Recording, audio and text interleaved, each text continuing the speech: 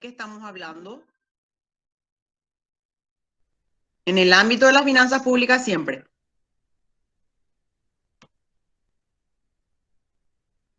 Hoy vine preguntona.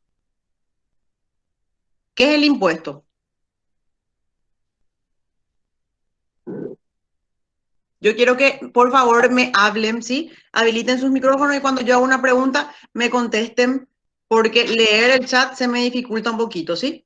Bueno, profe, puede ser que el impuesto es la proporción que cada ciudadano da de sus bienes para el Estado.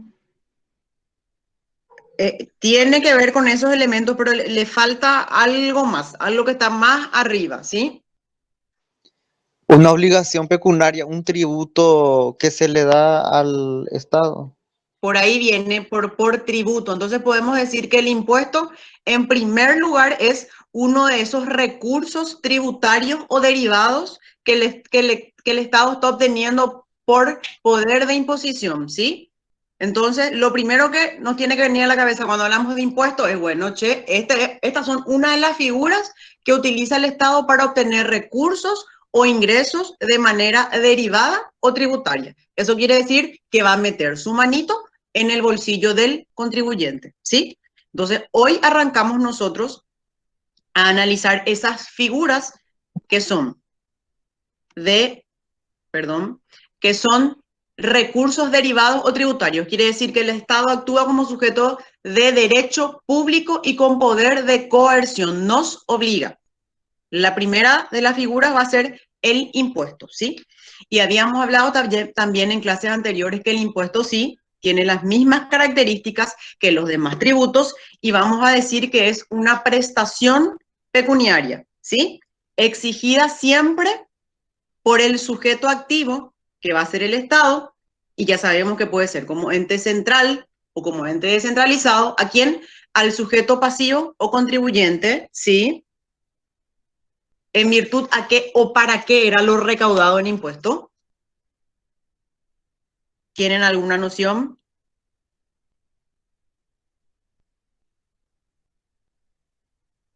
¿No? Para que el Estado pueda satisfacer las necesidades de los ciudadanos, ¿Qué tipo de necesidades? salud, seguridad, Sí, y educación. esas necesidades, ¿cómo las definimos nosotros en el ámbito de las finanzas públicas? ¿Qué características tienen? Gasto Recursos público. públicos. ¿Y qué característica principal? Necesidades colectivas. ¿Y algo más que me El bien diferenciaba con la común. tasa, que era? Indivisible. Indivisible. Que es indivisible. Bueno, con esta pequeña introducción vamos a ver un poco nuestra presentación. Me avisan, por favor, cuando les aparezca la presentación.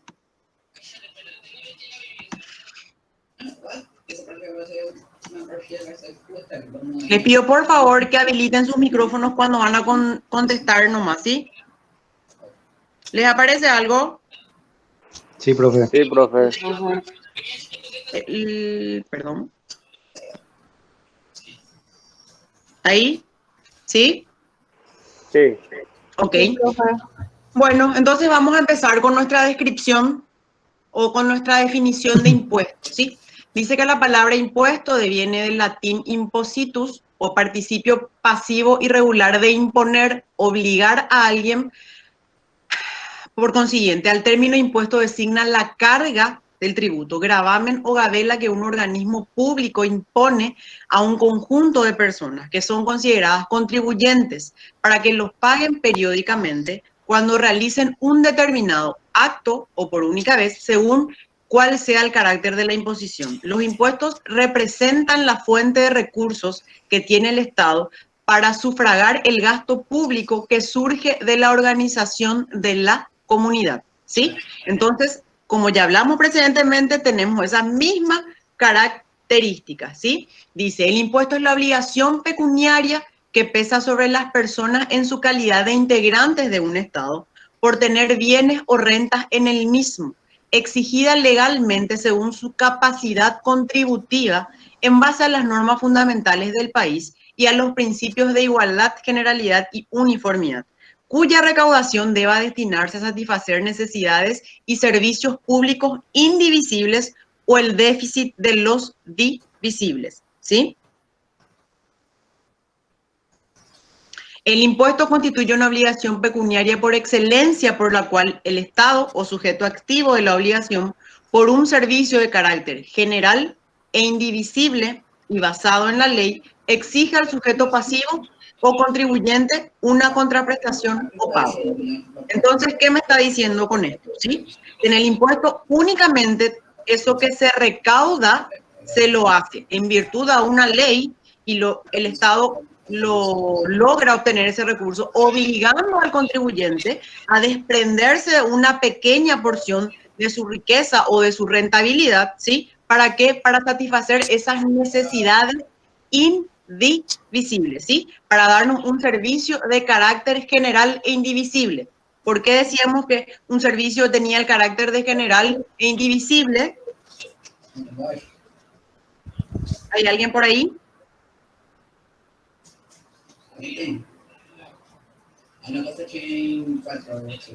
Jorge Manuel, ¿está hablando con nosotros o está hablando por otro lado? Gracias.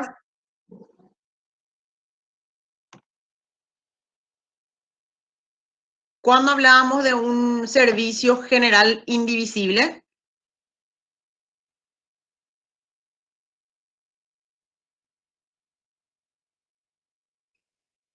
¿Alguien que me conteste?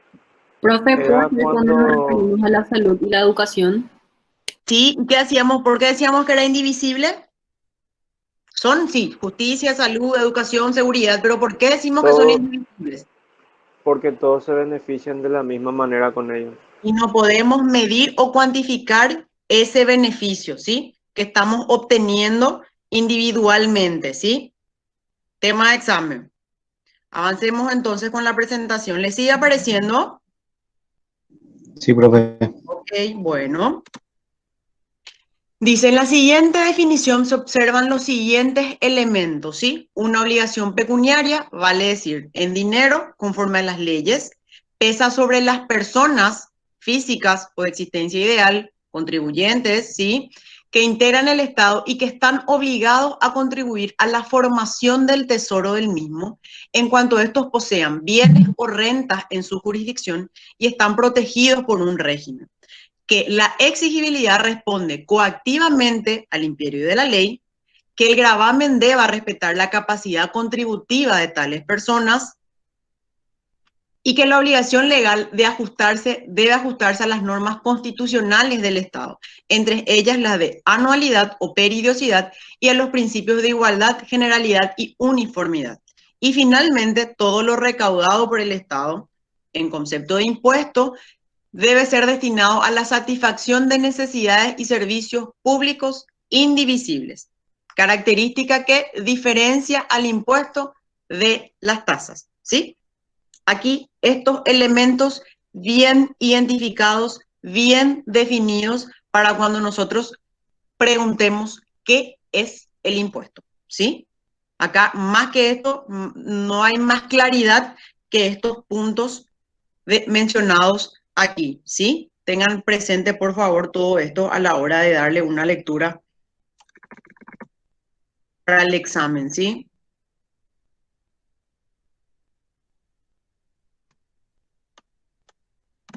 Antes de pasar a la siguiente lámina, hablamos un poquito de capacidad contributiva. Ya pregunté qué era la capacidad contributiva.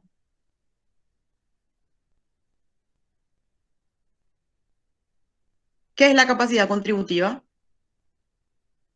A más de ser la causa de la obligación tributaria, ¿alguien que me pueda definir o describir qué es la capacidad contributiva? ¿O cuándo es que una persona tiene capacidad contributiva? Cuando los ingresos o las utilidades que percibe se hayan regulados en la ley y debe tributar en base a estos. ¿Alguien que le ayude al compañero? ¿Tuvieron que hablar también con el doctor de eso? Mentira, tuvieron que haber escuchado en el video Profe, también sobre la capacidad contributiva. Profe, Sí, ¿quién me habla? Matías. podría ser la potencialidad para contribuir a los gastos públicos, o sea, económicamente. Melissa, ¿podés desconectar tu micrófono, por favor? lo siento, profe. Sí, Matías, asimismo, esa potencialidad, ¿sí?, que tiene una persona a hacer frente a una obligación pecuniaria, ¿sí?, o a cumplir con esa obligación tributaria, ¿sí?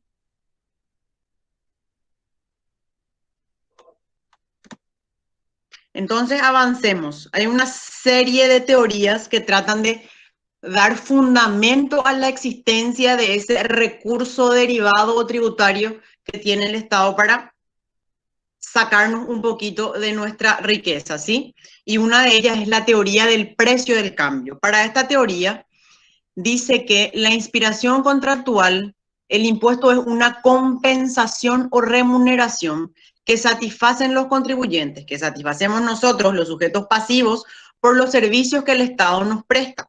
Esta teoría es llamada también de equivalencia. Dice, existen muchas opiniones, pero todas coinciden en que el impuesto debe establecerse de tal suerte que la contribución que cada uno realice en relación con las ventajas personales que obtiene de la organización pública o en proporción a los servicios que el Estado le procura. Vale decir que si un individuo no recibe beneficios del Estado o recibe más beneficios del Estado que otro particular, no pagará más impuestos aunque posea mayor cantidad de riqueza, ¿sí? Entonces, según esta teoría, nosotros decimos, nosotros vamos a pagar en virtud al servicio directo que me está dando el Estado, a ese beneficio directo que yo obtengo del Estado. O sea, si Gloria Abogado no se va a la comisaría a hacer una denuncia, si no se va a algún hospital público a que le den una atención, entonces dice Gloria, yo no voy a pagar ese impuesto, ¿sí? Según esta teoría, solamente pagamos en virtud a una relación directa entre el servicio que me está prestando el Estado, ¿sí?, y lo que yo voy a abonar. Si no utilizo ningún servicio público, no debiera de contribuir con el Estado para la satisfacción de necesidades públicas, ¿sí? Dice, la crítica que se le hace a esta teoría es que no hay que olvidar que los beneficios individuales derivados de la acción general del Estado son por esencia indivisibles, lo que impide la posibilidad de fundar el gravamen sobre la existencia de un cambio o valor de cambio por los particulares que utilizan o reciben los servicios, ¿sí? Entonces, la primera teoría nos dice, ¿cuál es el fundamento del impuesto? La cantidad de beneficio, ¿sí?, que estás obteniendo vos del Estado. Únicamente, si haces uso de algún servicio público, vos debieras de colaborar con el Estado. Si no recibís beneficio, bueno, no pagás o pagás menos que el que más utiliza, ¿sí? ¿Estamos bien hasta acá? La segunda de las teorías es la teoría de la prima de seguro, que según esta corriente, los contribuyentes abonan el impuesto a mérito de la seguridad que les brinda el Estado sobre sus personas y sobre sus bienes, ¿sí? Bodin afirma que el impuesto es el precio necesario de la protección acordada por el soberano a los particulares. Girardin, por su parte, menciona que mediante una fórmula de apariencia técnica trataba de explicar que el impuesto es una prima pagada por aquellos que poseen bienes para asegurarlos contra los riesgos de la naturaleza que puedan turbarles de su posesión o goce, ¿sí? Entonces tenemos la segunda teoría que dice que es la prima de seguro, que nos está diciendo que el contribuyente abona de manera a que el Estado le pueda asegurar la protección de sus bienes y la protección personal, ¿sí? Entonces yo pago el impuesto únicamente para que el Estado me asegure que todos mis bienes van a estar bien, ¿sí? Y que yo voy a estar bien, ¿sí? Como una prima de seguro. Dice, esta teoría ofrece graves reparos. En primer lugar, no condice con la configuración actual del Estado, es decir, el Estado socialmente organizado sobre una base jurídica y económica de justicia y no la de un Estado gendarme. En esta teoría, según la cual el ingreso sería una especie de seguro que cubriría los riesgos mediante la protección del Estado, ¿sí? ¿Les parece que una de estas dos teorías podemos podemos tenerlas nosotros como válidas, con lo poco que ya hablamos de la finanza pública. No. No, ¿verdad? Entonces sigamos buscando cuál es la teoría para esta cátedra, ¿sí? Otra dice, la teoría de la concepción histórica orgánica del Estado. Para esta teoría, el Estado es la forma más elevada de vida colectiva o vida social, ¿sí? Por lo que el fundamento jurídico del impuesto radicaría en la necesidad absoluta del Estado y en la justificación de su existencia y del sometimiento de sus miembros a su soberanía. El Estado beneficia a todos con sus instituciones. Luego todos deben participar en su sostenimiento. El fundamento económico del impuesto descansa en el carácter de la economía productiva del Estado. La colectividad soporta el impuesto en cuanto sirve para contribuir el capital necesario para producir servicios que la colectividad disfruta. ¿Les parece que puede ser esta la teoría? Que por la sola existencia del Estado y para sostener o mantener al Estado estamos obligados a abonar el impuesto.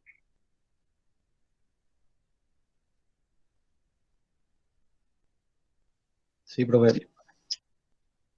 Segurísimos.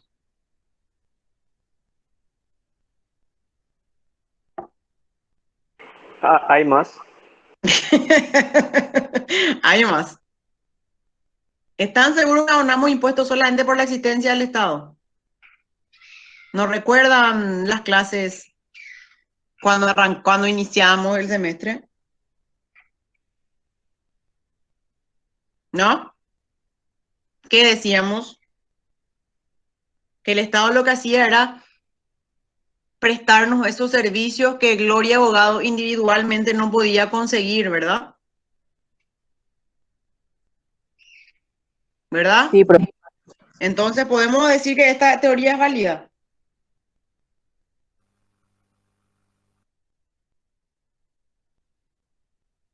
Bueno, avancemos a una más a ver si les da alguna luz. Esta teoría dice la teoría de la distribución de la carga pública. Se ha dicho con acierto que la obligación impositiva es consecuencia de la solidaridad social. En el Estado moderno, el individuo debe pagar impuestos desde el momento que él mismo forma parte del Estado, ya que al ser miembro de la comunidad, por sola esa razón, queda sometido al deber fiscal. La repartición de las cargas públicas entre los individuos debe efectuarse no por los servicios que ellos han podido obtener en la comunidad, según los medios que cada uno tenga para soportar las cargas conforme a sus facultades contributivas. Así, un individuo que sea más rico que otro podrá resultar sujeto pasivo de una mayor contribución al Estado que otro menos rico, aunque éste haya obtenido mayor goce de los servicios públicos. Si el primero, por ser más rico, está en mejores condiciones para participar en esta distribución de las cargas públicas. ¿Qué les parece esta teoría?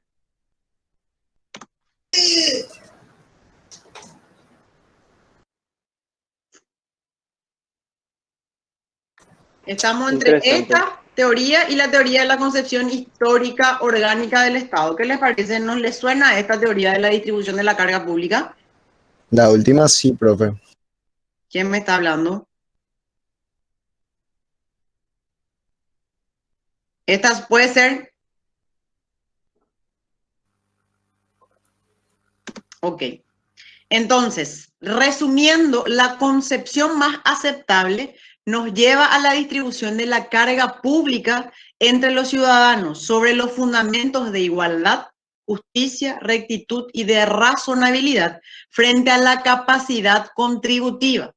Esta distribución descansa sobre dos premisas fundamentales. Por un lado, el Estado presta servicios a la comunidad en base a los conceptos de solidaridad social y económica, y los servicios se prestan teniendo en cuenta la capacidad contributiva del sujeto, el grado de sacrificio realizado para obtener la riqueza de las que se dispone y la relación existente entre sus recursos y sus necesidades. El fundamento es la solidaridad existente entre los que componen tal comunidad, y de ella deriva el deber para aquellos de subvenir a los gastos, sin los cuales la comunidad no podría subsistir. En la actualidad, la doctrina no se orienta hacia la remuneración de los servicios. Se tiende a definir objetiva y descriptivamente al impuesto como una participación en las cargas públicas, obligación a la que están sometidos todos los que tenemos medios o todos los que tenemos esa capacidad contributiva, ¿sí? Entonces, cuando hablemos del impuesto y del fundamento del impuesto y de la teoría que es la acertada para la cátedra, vamos a hablar de la teoría de la distribución de la carga pública, ¿sí?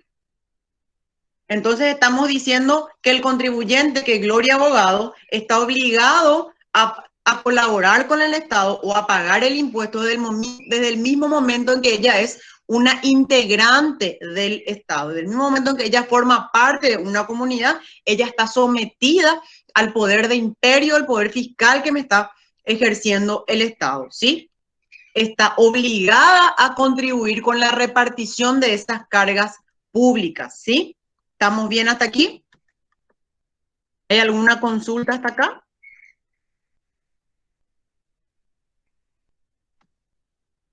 ¿No? Ok.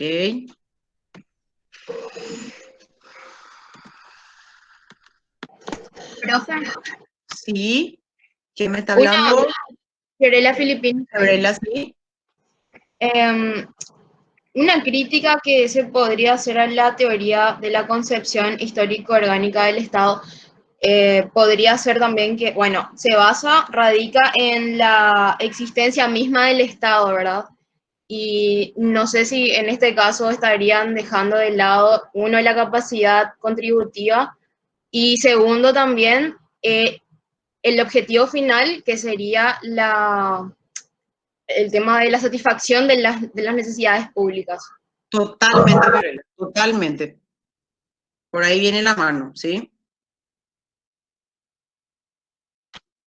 Bueno, después tenemos las bases orgánicas en las que debe descansar el sistema impositivo, ¿sí? Dice, el sistema impositivo está formado por el conjunto de impuestos que integran los recursos tributarios o derivados del Estado, ¿sí? Por la naturaleza de estos, por la clase de rentas que se gravan y por la consideración que se presta a la capacidad contributiva de los individuos o de los grupos característicos de renta, por el rol que dentro de él desempeñan los impuestos, ya sean directos o indirectos, como aporte para el financiamiento de los egresos o gastos del Estado, y por la orientación que el Estado le da como factor de regulación del proceso económico nacional, por la influencia que le atribuye como instrumento de una posterior redistribución de la renta nacional y en general por la finalidad propiamente tributaria o fiscal como por la extrafiscal que se le asigna, todo encuadrado dentro de una organizada legislación financiera, ¿sí? Entonces entran a detallar una serie de aspectos que tiene que tener nuestro sistema impositivo, ¿sí? La simplicidad en el número de impuestos que el Estado establezca, la estabilidad en el sistema tributario, para lo cual debe considerarse la estructura económica del país, debe haber una preferencia, dice, respecto a los impuestos directos cuya incidencia es conocida fácilmente o determinable, una fuerte tendencia a transformar el impuesto personal a la renta en base a financiera del sistema, un mínimo de renta totalmente exenta de impuestos directos, la supresión de los impuestos indirectos que gravan artículos de primera necesidad, un impuesto de tasa fuertemente progresiva que grave los beneficios excesivos de la industria y el comercio, un impuesto fuertemente progresivo a las herencias y donaciones que se produzcan en beneficio de personas distintas al núcleo familiar inmediato del causante, una organización del sistema en forma que permita ser aplicado con fines económicos sociales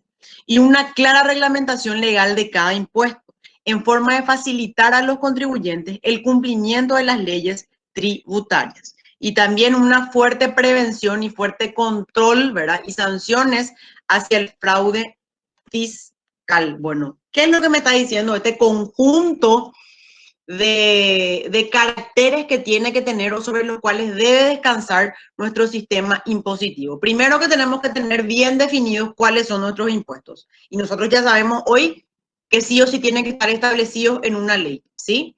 Simples. Gloria Abogado tiene que saber qué es lo que está pagando y por qué está pagando, ¿sí?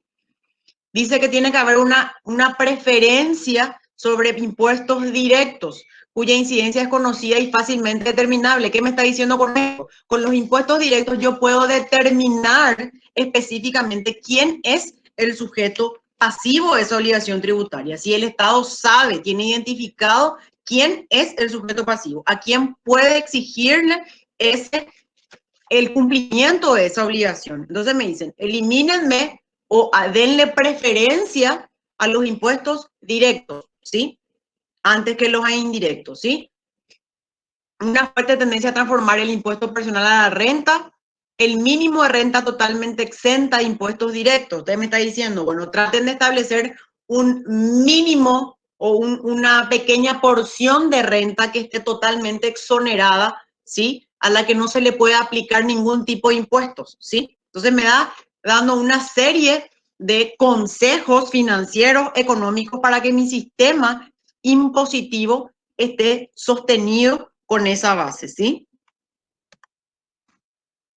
Después nuestro programa nos pide también impuestos prohibitivos e impuestos proteccionistas.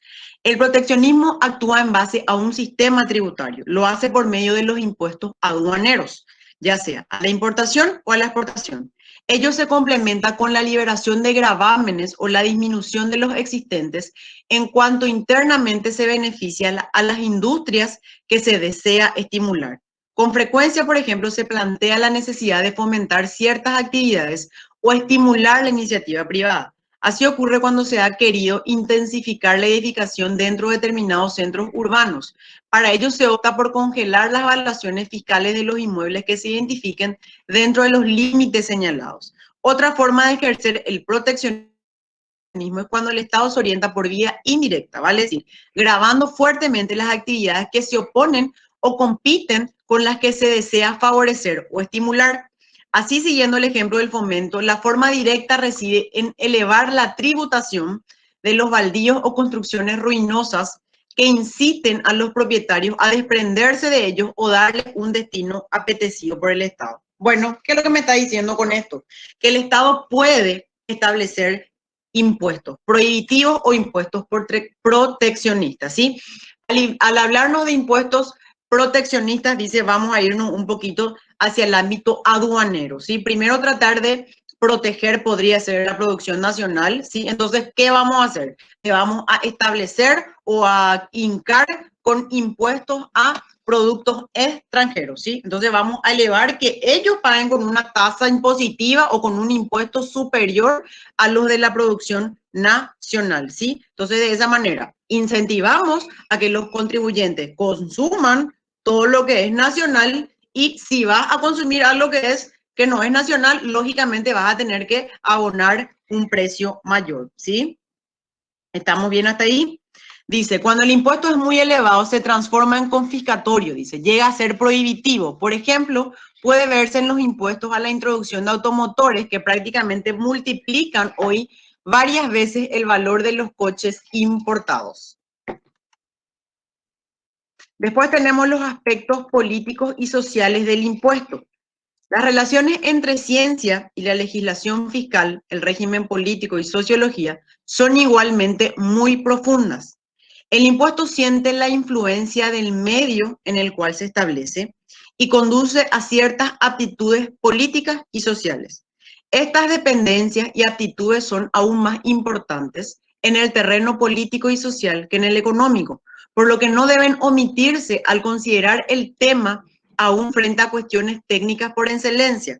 Tal es el ejemplo de la relación entre el impuesto y la libertad política. Varias escuelas han fijado su criterio respecto a los fines no fiscales del impuesto y en general en cuanto a la actividad del Estado, ¿sí? Entonces, para hablar de esos aspectos, tenemos primero esos aspectos políticos y sociales. La primera escuela que nos habla La primera doctrina dice que es aquella de la escuela liberal que se desarrolló en Inglaterra y ellos le dan una función fiscal, ¿sí? ¿Cuál es el aspecto o cuál es la función del impuesto? Dice que es fiscal y no social ni económico, ¿sí? Que el Estado me establece un impuesto únicamente para obtener recursos o ingreso, ¿sí? No le da un sentido social ni económico. ¿Qué me está diciendo? El Estado no está recaudando para cumplir con la satisfacción de las necesidades públicas, ¿sí? Ni para hacer esa redistribución, ¿sí? Del ingreso, ¿sí? Me dice, solamente él quiere obtener recursos, no le importa cumplir con la satisfacción de necesidades públicas, ni mantener la economía, ¿sí? Ni hacer que todo ese flujo de dinero, cuando paga el impuesto, ingresa al arca del Estado, el Estado las vuelve a gastar, las vuelve a invertir y se da ese círculo de la redistribución de la riqueza, ¿sí? Entonces, para esta escuela no, solamente lo que busca el Estado es recaudar. No le da ni un fin social ni un fin económico, ¿sí? El Estado debe limitar sus gastos a las necesidades fundamentales sentidas por los ciudadanos y satisfechas y mejor más económicamente por aquel antes que por empresas privadas o particulares. Los impuestos deben ser reales y proporcionales a la riqueza grabada y no progresivo en relación a los bienes de los contribuyentes, ¿sí?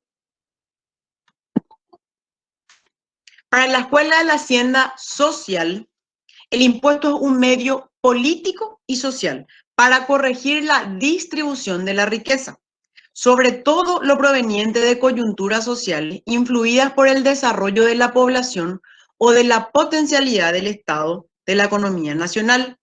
El fin de la escuela fue conservador, obstaculizar la excesiva acumulación de capital y asegurar el equilibrio social, truncando en el nacimiento del movimiento socialista. Warner desarrolló todo un sistema de impuestos para gravar los incrementos del valor y las herencias. Entonces, para esta escuela de Hacienda Social, ¿qué es lo que estamos diciendo? Dice que el impuesto es un medio político, por un lado, y social, ¿para qué? Para ayudar a establecer o corregir esa distribución de la riqueza, ¿sí? La escuela del socialismo dice, se asigna al impuesto distintas funciones. El impuesto debe promover el progreso de la propiedad colectiva mediante la absorción completa de los patrimonios en el momento en que ellos pasen de los hijos a los sobrinos, de modo tal que la riqueza no pueda ser disfrutada sin trabajo más allá de 3 generaciones. Para otro, la nivelación debe venir sin violencia, aumentando las tasas del impuesto a la renta, al patrimonio y a la herencia. Dice, para George, a mediados del siglo pasado, dice, preocupado por el mayor valor que adquirió la riqueza privada a raíz de la valorización de la tierra, sin trabajo especial por parte de los propietarios, pensó que el impuesto único sobre la tierra podría ser un excelente medio para absorber el incremento de su valor y de su renta sin recurrir a la nacionalización del suelo o a la socialización de la riqueza. Entonces, para esta escuela del socialismo, lo que está haciendo es establecer o asignarle al impuesto unas distintas funciones, ¿sí? Quiere proteger la propiedad privada, ¿sí? Recurrir a otros aspectos que no cumplen otra vez con esos requisitos de la satisfacción de las necesidades públicas y de qué más, de la redistribución de nuestra riqueza o de la carga, ¿sí? Y por último tenemos la función moderna del Estado, que según esta se debe analizar al impuesto desde distintos puntos de vista o de distintas funciones. Dice que tiene un aspecto económico-financiero.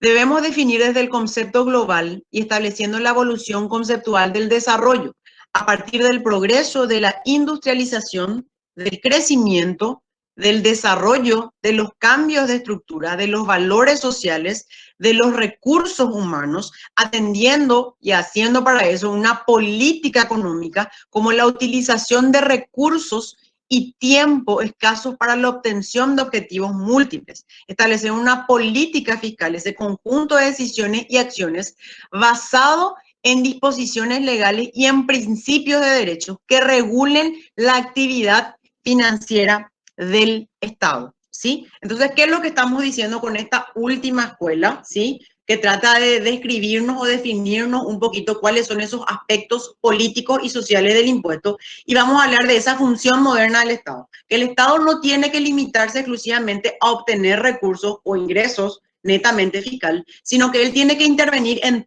todos estos procesos, ¿sí? En el progreso, en la industrialización, en el desarrollo, en el crecimiento de la nación, ¿sí? Y para eso tiene que establecer una política económica y una política fiscal basada en los principios fundamentales o principios constitucionales, ¿sí?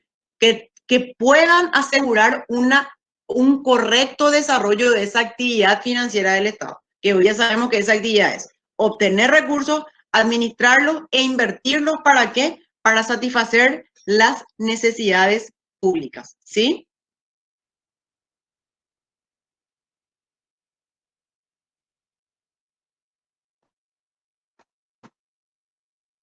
¿Alguien está por ahí?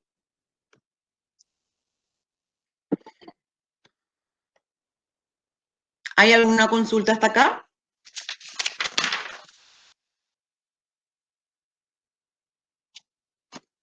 ¿No? Creo que no, profe. Está claro. Bueno, de esta unidad, entonces, ¿qué es lo que tenemos que tener bien clarito para el examen? El concepto de impuesto, que ya sabemos, es una prestación pecuniaria, ¿sí? Coactiva, en virtud de una ley que exige ¿quién? El sujeto activo Estado al sujeto pasivo contribuyente, ¿sí? ¿Para qué? ¿Para qué? Destinar a recursos o necesidades indivisibles. Perfecto. Después, algo que me tienen que saber, en el fundamento del impuesto vamos a hablar de las distintas teorías y ya sabemos cuál es la teoría que corresponde, ¿sí? La teoría de la distribución de la carga pública, ¿sí? Después, concepto de capacidad contributiva.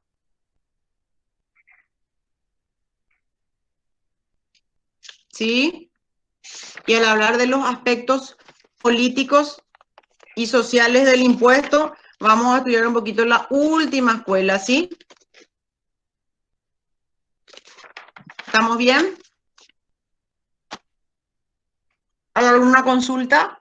Profe, ¿No? Bueno, nuestro examen es en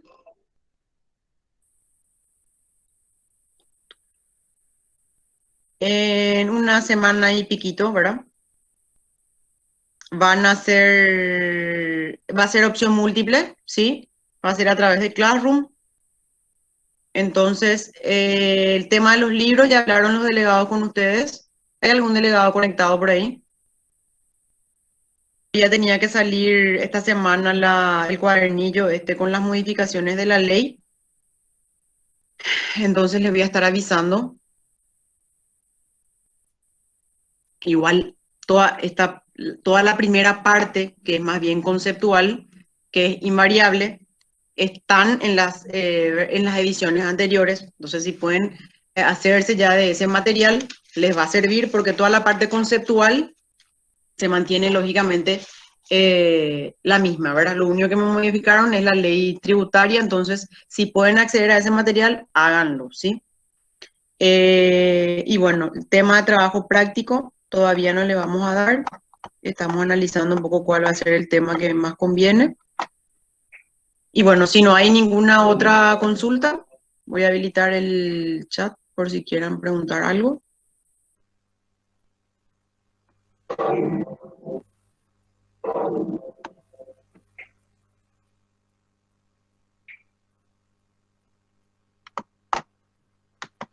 Creo que no, asumo que no. Profe, Sí. con respecto al cronograma que subiste en el Classroom, decía de que teníamos que tener 30 minutos por orientaciones por Meet. Ujú. Antes del examen, sí. O sea, vamos a hacer una videollamada antes, le vamos a dar las indicaciones precisas y después vamos a habilitar el examen, ¿sí? Ah, ok. Y la bolilla sería hasta las 10, ¿verdad?